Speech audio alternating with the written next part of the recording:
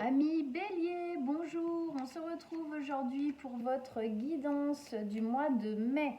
J'espère que vous allez tous très bien. Alors on y va, on va poser déjà une première carte qui sera la carte de base de votre tirage pour ce mois de mai. Alors Bélier, signe solaire, ascendant ou lunaire, qu'est-ce qu'on a en énergie de base sur laquelle on va se référer tout au long du tirage pour ce mois de mai.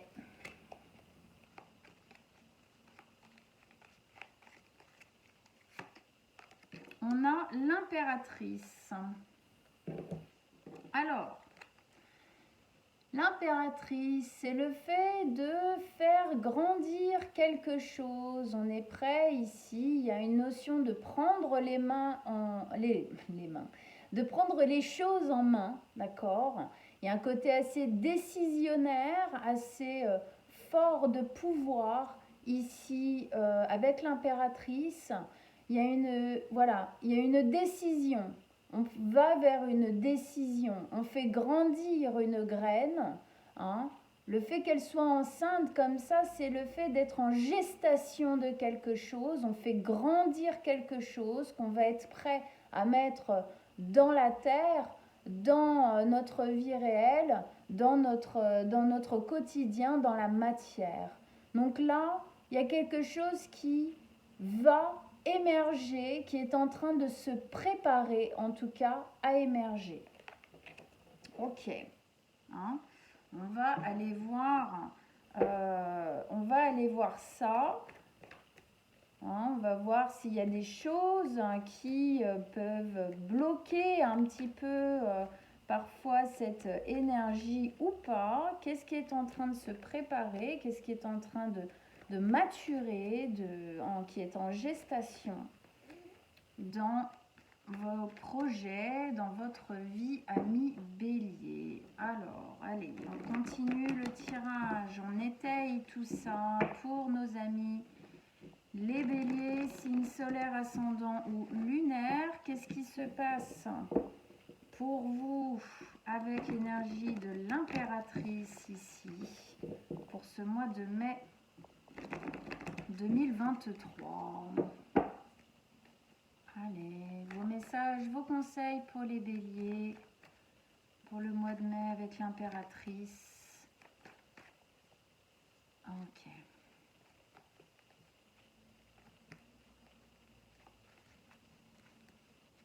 On y va. Alors, attendez, j'aimais bien pour que vous voyez bien. Voilà.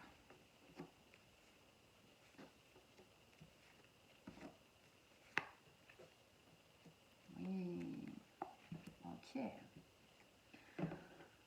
Alors, qu'est-ce qu'on a? On a deux arcanes majeures ici qui nous parlent un petit peu alors d'une soutenance de l'un à l'autre, mais aussi d'opposition. C'est pour ça que là, je sentais peut-être certains freins. On a la lune et on a le soleil. Hein, une notion peut-être un petit peu d'ambivalence. D'incertitude, mais une envie qui est là. Hein. Alors, sinon, on a une coupe, une épée, un bâton. On commence par le bâton. Cette carte, valet de bâton, effectivement, nous parle de quelque chose qui commence, quelque chose qui s'initie. C'est une graine, c'est un nouveau départ, mais dans le valet. Donc, c'est quelque chose de jeune, hein, d'accord, qui n'a pas encore réellement pris racine, qui n'a pas encore donné ses fruits, on va dire ça comme ça. Effectivement, ici, dans cette notion de gestation, on sent que les choses ne sont pas prêtes, elles vont l'être, mais pour le moment, effectivement, c'est une graine qui grandit, hein, effectivement, comme dans le ventre d'une femme. Alors, ici, on sent la graine qui est en train de se planter de l'ordre d'un nouveau départ, de liberté. Il y a vraiment une notion de liberté, il y a une notion de mise en action. Il y a une notion de retrouver la joie, la prospérité. Il y a quelque chose qui bouge, qui va de l'avant et qui se décharge de chaînes.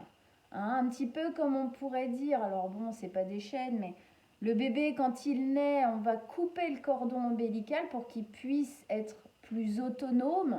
Si bon, voilà, mais hein, c'est cette idée-là. Et bien là, c'est un peu pareil. C'est comme si ce que vous êtes en train de mûrir là, de maturer, qui va être créé, qui est en train de se créer, va pouvoir vous libérer de quelque chose. Libérer de quelque chose, peut-être de l'ordre du passé. En tout cas, il y a quelque chose qui a envie de prendre un nouvel essor. Voilà, on va voir ça comme ça. Alors, ligne du milieu, on a la lune, la 2 d'épée, la 7 de coupe.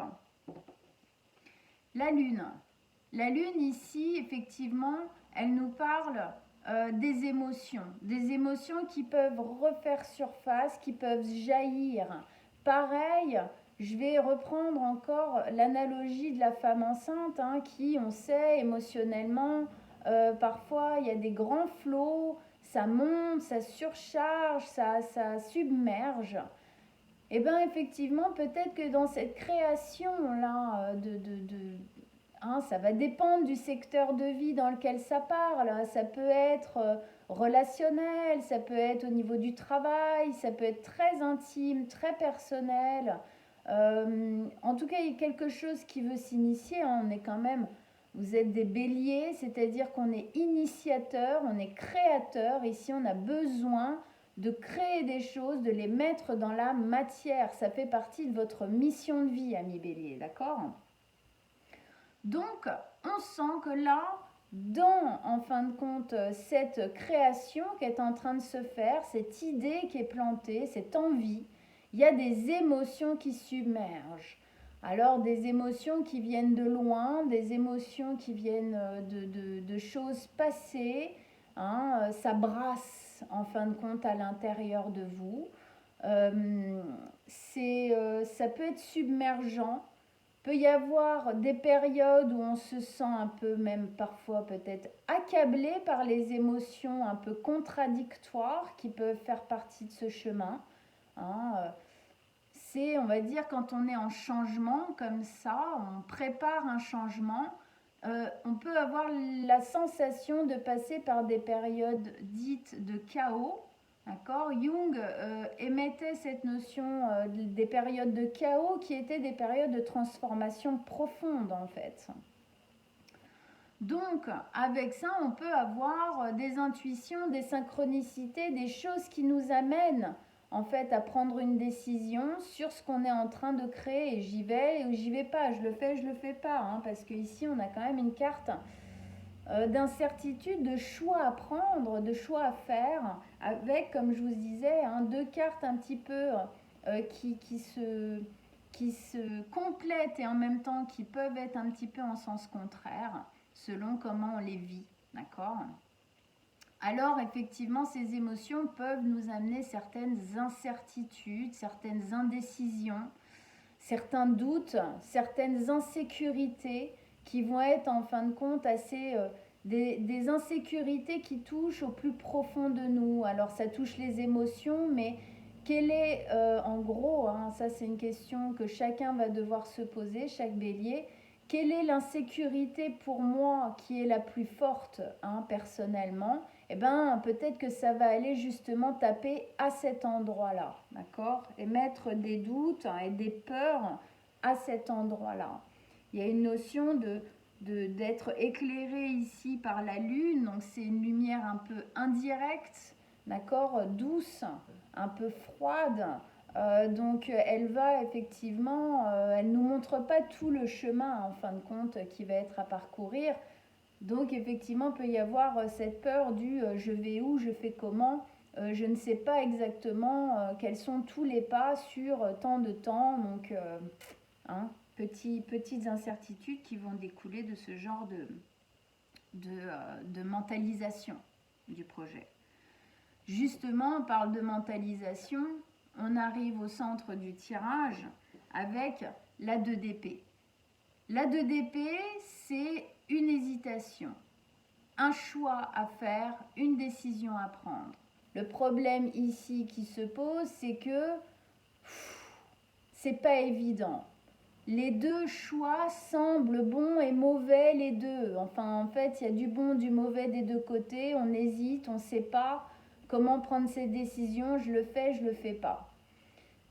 Quel est le souci à cet endroit-là? Le souci, c'est que cette décision, vous essayez de la prendre avec votre mental. C'est une carte mentale, d'accord? Les épées, les corbeaux ici, le fait qu'il y ait deux corbeaux nous parle vraiment de ces deux choix. Hein, je le fais, je le fais pas, j'y vais pas, oui, non. Et on voit bien que en fait, elle essaye de prendre cette décision, elle essaye de se dépatouiller un peu des liens au niveau de la tête hein, qui sont en train de mettre. Donc on sent bien que c'est le mental ici qui est en jeu.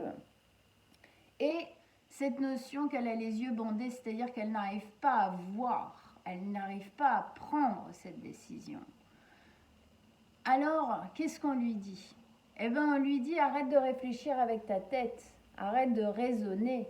Ce choix que vous devez faire, vous ne devez pas le prendre avec votre mental. C'est bloquant, ce n'est pas à cet endroit-là que ça résonne. Justement, on parlait des émotions. Hein.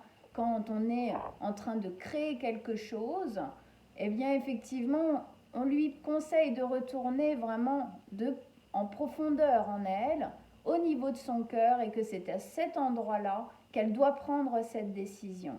C'est à cet endroit-là, c'est au niveau du cœur, c'est une décision de cœur ici que vous devez faire et non une décision de raison. C'est pour ça que c'est compliqué, c'est pour ça que c'est difficile, parce que vous ne raisonnez pas pour moi au bon endroit. Il faut redescendre au niveau du cœur, au niveau de l'aspiration profonde, et non pas du raisonnement mental en fin de compte, qui vous amène plus vers des doutes qu'autre chose. On continue. Avec ça, vous avez la 7 de coupe. Ça parle à fond. Pourquoi? Parce que c'est une carte de choix. Il y a plusieurs possibilités, effectivement. Vous avez plusieurs choix sur ce chemin. Et on essaye de rêver, on essaye de penser, on essaye d'imaginer quels pourraient être ces choix. Il y a des bons, il y a des mauvais choix. Hein, on sent, voilà, il y en a des moins bons, il y en a des meilleurs. Et on est dans la coupe. Donc les émotions. Donc on voit bien ici que c'est au niveau du cœur que vous devez prendre cette décision. D'accord? Hein, on sent le choix est difficile. On sent le fait d'aller entièrement vers ce choix est un petit peu difficile. Alors vous êtes des béliers. Normalement, le bélier, justement, se pose pas trop de questions et va, il fonce, il défonce tout. Mais la question peut se poser justement, dans notre vie, peut-être qu'on a agi sans réfléchir et que du coup, ça nous a porté des soucis. Du coup, là, on nous a dit arrête de foncer comme ça sans réfléchir. Alors peut-être que du coup, là, en fait, vous êtes trop dans la réflexion. Hein, il y a peut-être un équilibre à trouver ici. Hein, aussi cette notion d'équilibre entre le soleil et la lune. Là. Un équilibre à trouver entre le trop peu et le trop, quoi. De réflexion, de raisonnement, avant de vraiment passer à l'acte de la mise en place de ce projet. Après, ça peut être aussi un projet qui est initié, puis faut attendre que ça se mette en place, et du coup, c'est peut-être dans cette attente-là que d'un coup, le ciboulot, il commence à tourner, à dire ah oui, mais non, mais imagine, et puis si ça se trouve, hein, bon. En tout cas, voilà, il faut redescendre au niveau du cœur pour s'ancrer sur ce que vous voulez vraiment.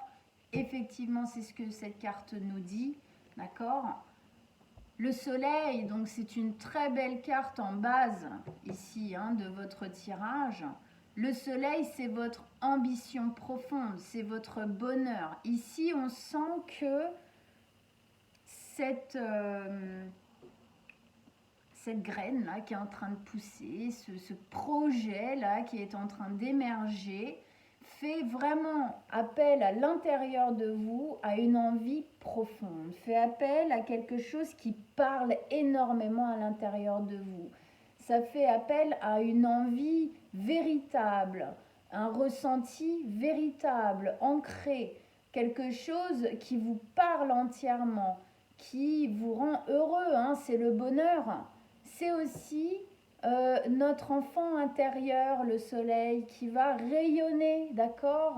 C'est ce soleil qui arrive sur notre vie qui va mettre justement la lumière sur tous les doutes, toutes les impressions peut-être d'impossibilité, de non-réussite. Eh bien, c'est un peu la résultance, quoi. On arrive à son but ici. Il y a une notion aussi, encore une fois, de libération. Hein, on voit bien dans ce jeu, il y a deux cartes qui sont même au niveau couleur, hein, énergie, elles sont vraiment dans la même ambiance. Hein, c'est normal, c'est les bâtons ici. On est dans les signes de feu, puis bah, le soleil, hein, signe de feu, hein, bien évidemment, puisque c'est la planète maîtresse de nos amis les lions. Donc, on sent que voilà, il y a une envie d'aspiration, il y a une envie d'ambition, il y a une envie de remettre du mouvement, de se libérer de quelque chose qui était emprisonnant. Mais le choix est difficile à faire parce que vous devez vous connecter à vos envies, à ce qui vibre pour vous et non pas au doute, au mental qui va venir vous raconter des salades. Du genre, bah ouais, mais t'as déjà raté, alors voilà. Là, on a quand même quelque chose de l'ordre de la réussite, d'accord? Ce qui germe ici, il y a quelque chose de l'ordre de la prise en main. C'est quand même positif, d'accord? Ça doit vous aider en fin de compte ici à acter, vous rassurer en fin de compte. Ok. Alors on va continuer, on va commencer donc notre extension. Pour tous ceux pour qui ce tirage parle, résonne, je vous donne rendez-vous dans quelques minutes sur mon site internet. Je vais mettre l'adresse en dessous de la vidéo pour aller chercher votre extension. Avec Franck, on a refait le site 2.0. C'est parti, beaucoup plus simple. Voilà, vous allez voir, il y a eu des modifications. C'est topissime. Allez, on y va. Pour nos amis les béliers, voilà. En commençant donc par l'impératrice, qu'est-ce que vous avez à nous dire en plus? Vos messages, vos conseils.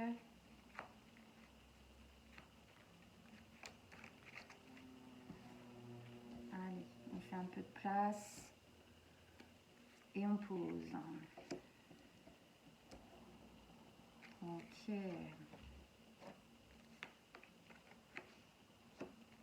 Ah oui, ça avance, oui. Il va falloir débloquer certaines choses, mais il y a de belles possibilités. Regardez tous ces deniers qui posent là, qui tombent. Ah, magnifique, très très beau. Ok, c'est hyper positif. Je pense qu'il y a un ou deux endroits où je vais rajouter des cartes pendant l'extension. Eh bien écoutez, je vous souhaite un bon mois de mai pour ceux qui ne me retrouvent pas sur le site et à tout de suite pour les autres. Bien sûr, comme d'habitude, si vous désirez une guidance personnelle qui ne parle véritablement qu'à vous, je mets aussi mon mail en dessous de la vidéo si vous m'envoyez un message, si vous désirez un rendez-vous. Je vous répondrai très rapidement et on prendra rendez-vous ensemble avec plaisir. À très très bientôt, amis béliers!